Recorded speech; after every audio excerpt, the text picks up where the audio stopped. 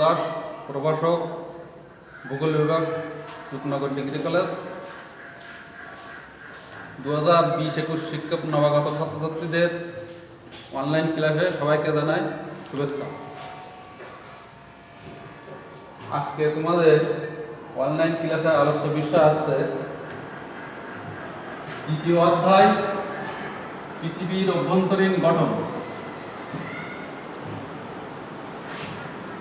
Part 1, ভূত্বক ও পৃথিবীর অভ্যন্তরীণ গঠন। আজকের আলোচনা থেকে আমরা জানতে পারব পৃথিবীর অভ্যন্তরীণ গঠন সম্পর্কে আমরা বিস্তারিত জানতে পারব।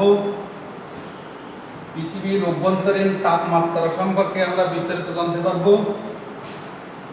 পৃথিবীর অভ্যন্তরের কোন জায়গা থেকে আগ্নেয়গিরির অগ্নুৎপাত হয় সে সম্পর্কে আমরা বিস্তারিত জানতে পারব। পাত বা প্লেট সঞ্চালন কেন হয় সে সম্পর্কে আমরা বিস্তারিত জানতে পারব। ভূকম্পন তরঙ্গের সম্পর্কে আমরা বিস্তারিত জানতে পারব। তাহলে আজকে আমরা আলোচনা শুরু করি। দ্বিতীয় অধ্যায়, পৃথিবীর অভ্যন্তরীণ গঠন। সৃষ্টির প্রথম অবস্থাতে পৃথিবী ছিল একটা জ্বলন্ত বাষ্পপিণ্ড। এই জ্বলন্ত বাষ্পপিণ্ড ধীরে ধীরে তাপ বিকিরণ করে প্রথমে তরল অবস্থা প্রাপ্ত হয়।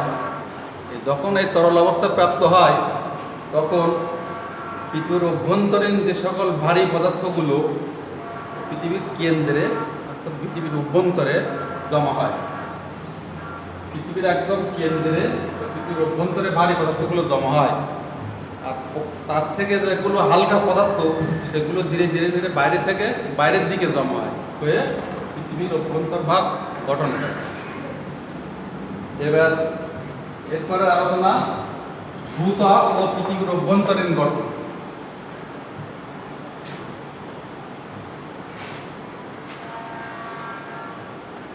মানুষ এ পর্যন্ত পৃথিবীর ভূপৃষ্ঠ থেকে পৃথিবীর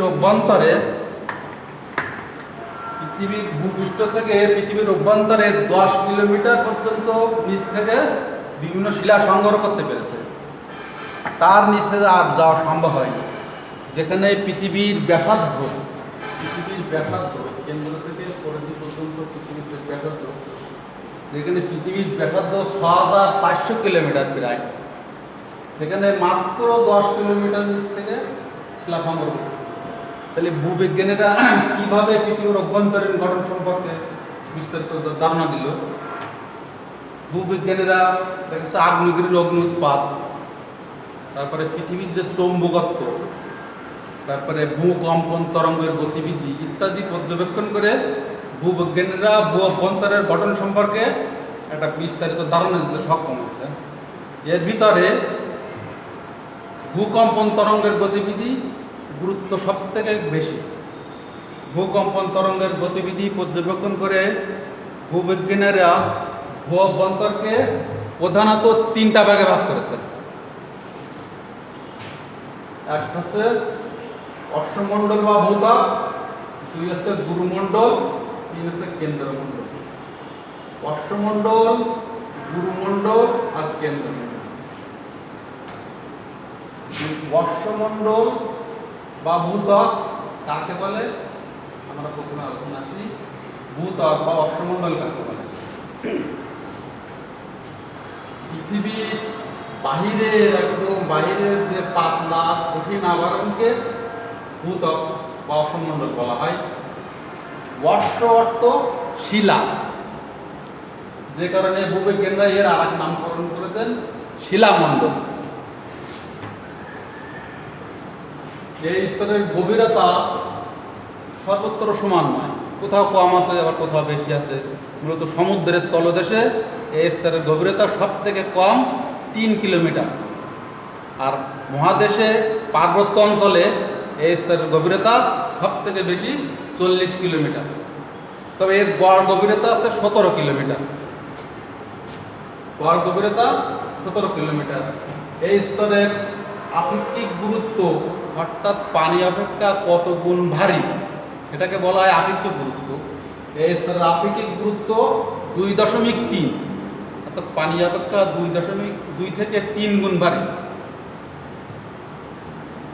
ভূবিজ্ঞানীরা এই অশ্বমণ্ডলকে আবার দুইটা স্তরে ভাগ করে। একটা হচ্ছে এখান থেকে কেটে ছোট ছোট করে আলাদা করে দেখানো হয়েছে। প্রথম হচ্ছে শিয়াল স্তর আর সীমা স্তর। অশ্বমণ্ডলকে দুইটা ভাগে ভাগ করেছেন, একটা হচ্ছে শিয়াল স্তর আর একটা হচ্ছে সীমা স্তর। প্রথমে আছে শিয়াল স্তর। ভূপৃষ্ঠের বাইরের একরকম বাইরের স্তরটাকে শিয়াল স্তর বলা হয়।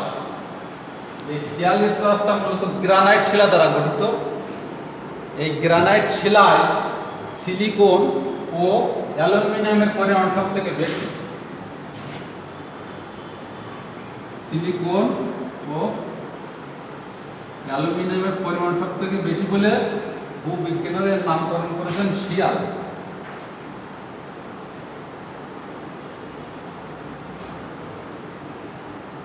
সিলিকন ও অ্যালুমিনিয়ামের পরিমাণ বেশি বলে ভূবিজ্ঞানীরা নামকরণ করেছে শিয়াল।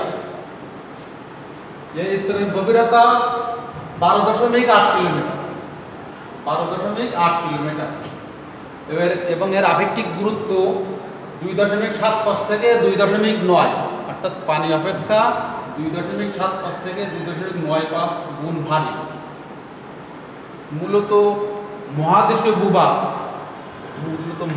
ভূভাগ, যে সকল মহাদেশ আছে, এশিয়া, ইউরোপ, আফ্রিকা, উত্তর আমেরিকা, দক্ষিণ আমেরিকা, তারপরে ওশেনিয়া, যে সকল মহাদেশ আছে, এই মহাদেশের যে ভূভাগগুলো মূলত এই সীমা শিলা দ্বারা গঠিত বলে এর আর এক নাম আছে মহাদেশীয় ভূত্বক বলা হয়। এরপরে আছে সীমা স্তর। শিয়াল স্তরের ঠিক নিচের স্তরটাকে সীমা স্তর বলা হয়। এই সীমা স্তর মূলত ব্যাসল্ট জাতীয় শিলা দ্বারা গঠিত। এই ব্যাসল্ট শিলায় সিলিকন ও ম্যাগনেসিয়ামের পরিমাণ সব থেকে বেশি। সিলিকন ও ম্যাগনেসিয়ামের পরিমাণ সব থেকে বেশি বলে ভূবিজ্ঞানীরা নামকরণ করেছেন এই সীমা।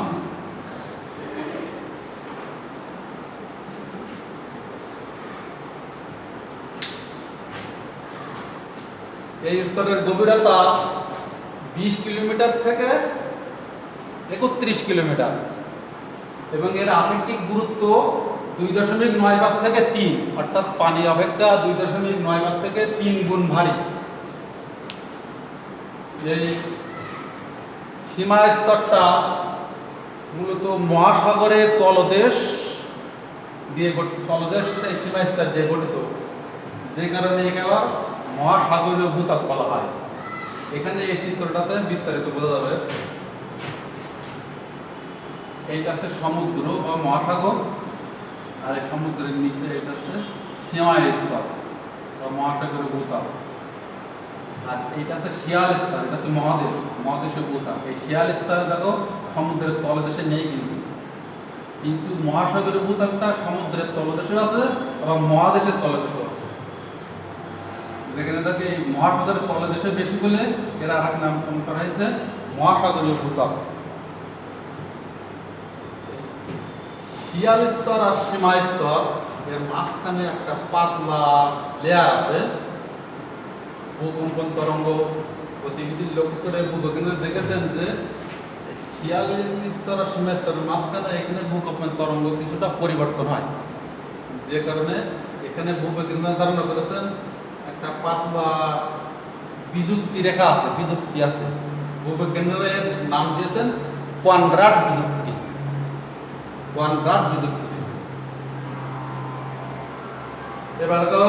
এবার আমরা আসবো অশ্বমণ্ডল আলোচনা শেষ হলো। এবার আসবো আমরা গুরুমণ্ডল, 2 নম্বর গুরুমণ্ডল। অশ্বমণ্ডলের ঠিক নিচের স্তরটিকে গুরুমণ্ডল বলা হয়। এই স্তরের গভীরতা 2885 কিলোমিটার।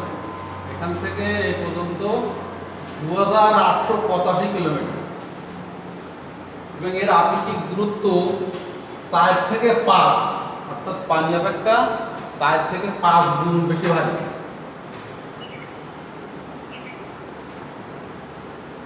এই স্তরের বিভিন্ন উপাদানের যে ঘনত্ব 3500 থেকে 8000 কিলোগ্রাম পার ঘনমিটার। এই স্তরের যে উপাদানগুলো আছে তার ঘনত্ব 3500 থেকে 8000 কিলোগ্রাম পার ঘনমিটার। এবং তাপমাত্রা এখান থেকে 100 কিলোমিটার গভীরতায় তাপমাত্রা 1100 থেকে 1200 ডিগ্রি সেলসিয়াস এবং 700 কিলোমিটার গভীরতায় 1900 ডিগ্রি সেলসিয়াস এবং সর্বনিম্ন অর্থাৎ কেন্দ্রের আশেপাশে এর তাপমাত্রা প্রায় 3000 ডিগ্রি সেলসিয়াস। ভূবিজ্ঞানীরা ভূমিকম্প তরঙ্গের গতিবিধি লক্ষ্য করে এই গুরুমণ্ডলকে আবার দুইটা স্তরে ভাগ করেছে। একটা হচ্ছে বহির্গুরুমণ্ডল আর একটা হচ্ছে অন্তর্গুরুমণ্ডল। বহির্গুরুমণ্ডলের গভীরতা মূলত 700 কিলোমিটার। বহির্গুরুমণ্ডলের গভীরতা 700 কিলোমিটার। এই বহির্গুরুমণ্ডলে মূলত ক্রোমিয়াম, লোহা, সিলিকন ও ম্যাগনেসিয়ামের পরিমাণ বেশি বলে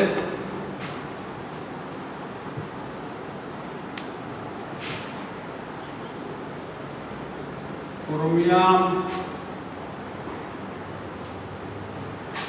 লোহা, সিলিকন,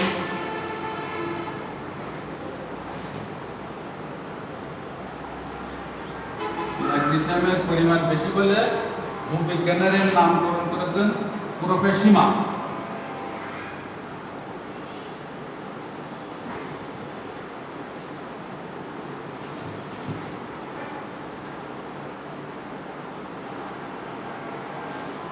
পুরোপেশিমা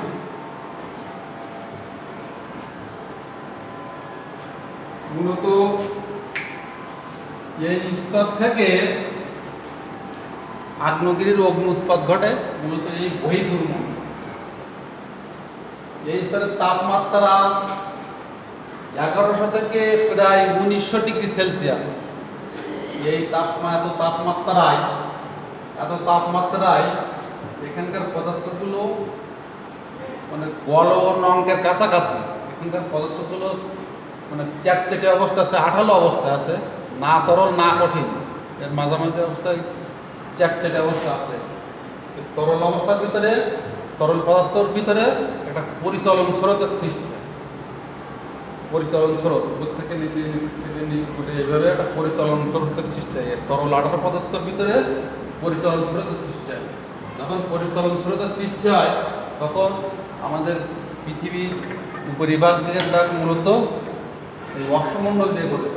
এই অশ্বমণ্ডলটা মূলত 7টা প্রধান প্লেট বা পাত, 7টা প্রধান পাত, মহাদেশীয় পাত আর মহাসাগরীয় পাত আছে। মহাদেশীয় পাতের ভিতরে আছে এশিয়ান পাত, আফ্রিকান পাত, উত্তর আমেরিকান পাত, দক্ষিণ আমেরিকান পাত, ওশেনিয়া পাত, এরকম প্রধান 7টা পাত আর ক্ষুদ্র ক্ষুদ্র আরও কিছু ছোট ছোট পাত আছে। এই পাতের উপরে মহাদেশীয় ভূত্বকটা গঠিত, অর্থাৎ অশ্বমণ্ডলটা বিভিন্ন পাতের উপর অবস্থিত। এখন পাতের তলদেশে যখন এই উত্তপ্ত গলিত পদার্থ যখন পরিচলন স্রোতের চাপ দেয়, পরিচলন স্রোতে পদার্থ প্লেটের তলদেশে চাপ দিচ্ছে, এই ঘুরে আসছে চাপ আসে আবার চাপ, তখন কি হয় ওই প্লেটগুলো ধীরে ধীরে ধীরে ধীরে ধীরে ধীরে সরতে থাকে। সরতে থাকার কারণে দেখা যাচ্ছে একটা প্লেট যখন একটা প্লেটের কাছে সত্যি ধাক্কা লাগে তখন ওই ভূমিকম্প হয়। আবার কিছু কিছু প্লেট আছে, দুটো প্লেট আস্তে আস্তে আস্তে ফাঁকা হতে থাকে। ফাঁকা হতে থাকলে তখন কী হবে, ওই ভিতরে যে দুর্বল অংশের সৃষ্টি হয়, এই ভূ অভ্যন্তরীণ প্রচণ্ড চাপে ভূগর্ভস্থ উত্তপ্ত গলিত পদার্থ ওই ফাটল দিয়ে বাইরে বেরিয়ে এসে ফাটল দিয়ে বাইরে বেরিয়ে গিয়ে আগ্নেয়গিরির অগ্নুৎপাতের সৃষ্টি হয়। তাহলে আগ্নেয়গিরির অগ্নুৎপাত হয় মূলত বহির্গুরুমণ্ডল থেকে।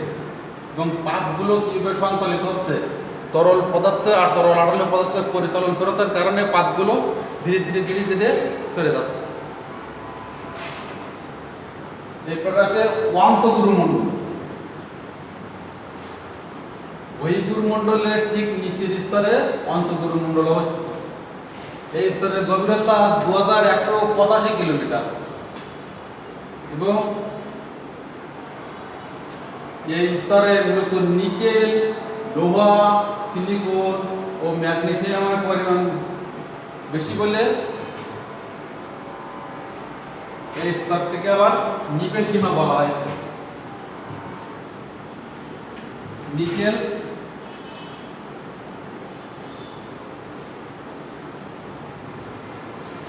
লোহা, সিলিকন,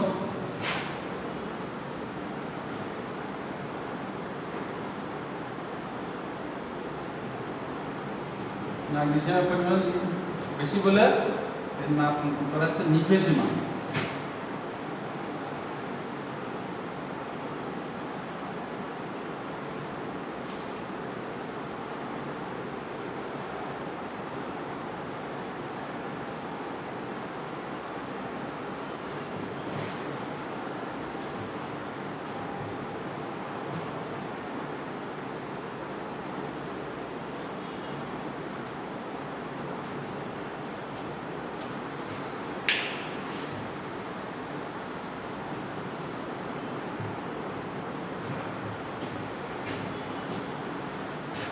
এবারে গুরুমণ্ডল আর অশ্বমণ্ডল এর মাঝখানে একটা বিযুক্তি রেখা আছে, যেটা যুগোস্লাভিয়ার বা বর্তমান সার্বিয়া, সাবেক যুগোস্লাভিয়া ও বর্তমান সার্বিয়ার ভূবিজ্ঞানী মোহরোভিচিক 1905 সালে এটা আবিষ্কার করেন বলে তার নাম অনুসারে এর নামকরণ করা হয়েছে মোহ বিযুক্তি রেখা।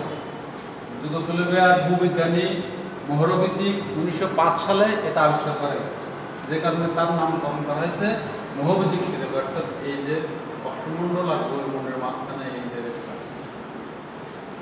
আছে মোহ বিযুক্তি রেখা, সীমা আর আছে বহির্গুরুমণ্ডলের মাঝখানে যে বিযুক্তি রেখা, এটা আছে মোহ বিযুক্তি রেখা। এরপরে কেন্দ্রমণ্ডল। পৃথিবীর কেন্দ্রে 3486 কিলোমিটার ব্যাসার্ধের যে একটা গোলক রয়েছে, 3486 কিলোমিটার ব্যাসার্ধের যে একটা গোলক রয়েছে, এই গোলকটার নাম আছে কেন্দ্রমণ্ডল। এই স্তরের আপেক্ষিক গুরুত্ব 10 থেকে 13.6, অর্থাৎ পানি অপেক্ষা 10 থেকে 13.6 গুণ বেশি ভারী। এই কেন্দ্রমণ্ডলের মূলত এই কেন্দ্রমণ্ডলটা লোহা, নিকেল, পারদ, সীসা ইত্যাদি ভারী পদার্থ দিয়ে গঠিত। তবে এর ভিতরে লোহা, নিকেল আর লোহার পরিমাণ সব থেকে বেশি, যে কারণে ভূবিজ্ঞানীরা এর নামকরণ করেছে নাইক, নিকেল আর লোহা।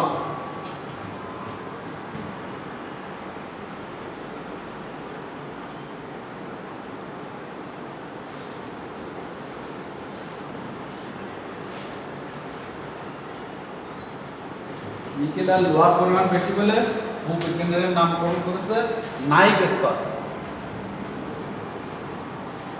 এই কেন্দ্রমণ্ডলটিকে ভূবিজ্ঞানীরা ভূকম্পন তরঙ্গের গতিবিধি লক্ষ্য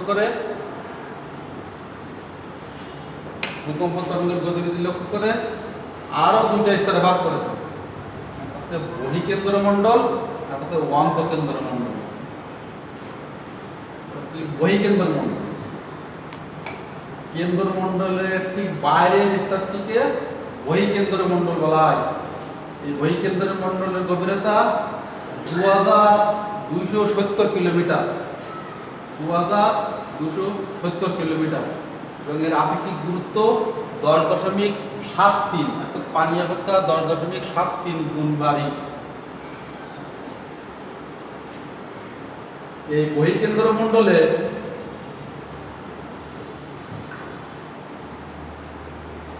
তাপমাত্রা প্রায় 3000 ডিগ্রি সেলসিয়াস, এবং ভূকম্পন তরঙ্গ, ভূকম্পের 3টা তরঙ্গ আছে।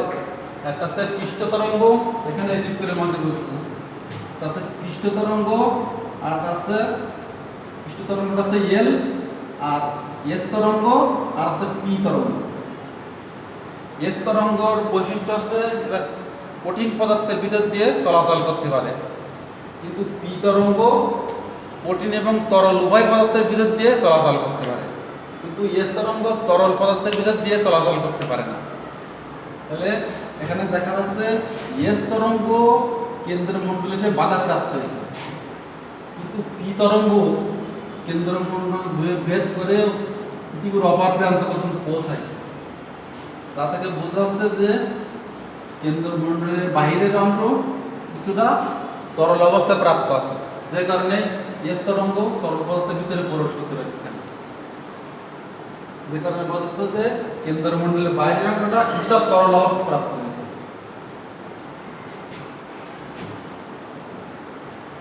এই পি তরঙ্গের গতিবেগ বহিঃকেন্দ্রমণ্ডলে 10.8 কিলোমিটার পার সেকেন্ড, 10.8 কিলোমিটার পার সেকেন্ডে পি তরঙ্গ পৃথিবীর কেন্দ্রে প্রবেশ করে, কিন্তু এস তরঙ্গ বহিঃকেন্দ্রমণ্ডলে প্রবেশ করতে পারে না। এরপর আছে ওয়ান্ত কেন্দ্রমণ্ডল, একদম পৃথিবীর কেন্দ্রে, একদম নিচের স্তর পৃথিবীর কেন্দ্রে 1216 কিলোমিটার ব্যাসার্ধের যে গোলক রয়েছে তাকে বলা হচ্ছে অন্তঃকেন্দ্রমণ্ডল। এই অন্তঃকেন্দ্রমণ্ডলটা কঠিন পদার্থ দ্বারা গঠিত। এর তাপমাত্রা 5000 ডিগ্রি সেলসিয়াস বা তারও বেশি, এবং এর আপেক্ষিক গুরুত্ব, এই অন্তঃকেন্দ্রমণ্ডল আপেক্ষিক গুরুত্ব 13.6, পানি অপেক্ষা 13.6 গুণ ভারী।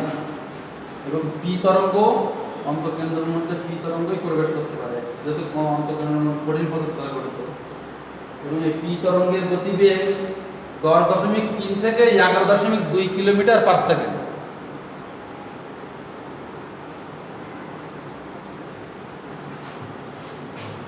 ভূবিজ্ঞানীরা মূলত ভূকম্পন তরঙ্গের গতিবিধি লক্ষ্য করে প্রধানত 3টা স্তর ভাগ করেছে: শিয়াল, অশ্বমণ্ডল, গুরুমণ্ডল আর কেন্দ্রমণ্ডল। আলাদা আলাদা চিত্র আপনার তোমাদের দেখাইছে, এই 3টা চিত্রকে একসাথে যোগ করলে আমাদের দেখায় অশ্বমণ্ডল, গুরুমণ্ডল, কেন্দ্রমণ্ডল। এই কেন্দ্রমণ্ডল আর গুরুমণ্ডল এর মাঝখানে একটা বিযুক্তি রেখা আছে, যেটা ভূবিজ্ঞানী রিচার্ড গুটেনবার্গ আবিষ্কার করেন। তার নাম অনুসারে এই বিযুক্তি রেখাটার নাম করা হয়েছে গুটেনবার্গ বিযুক্তি রেখা। তাহলে ছাত্রছাত্রীরা, তোমাদের আজকের আলোচনা এই পর্যন্তই। আগামী ক্লাসে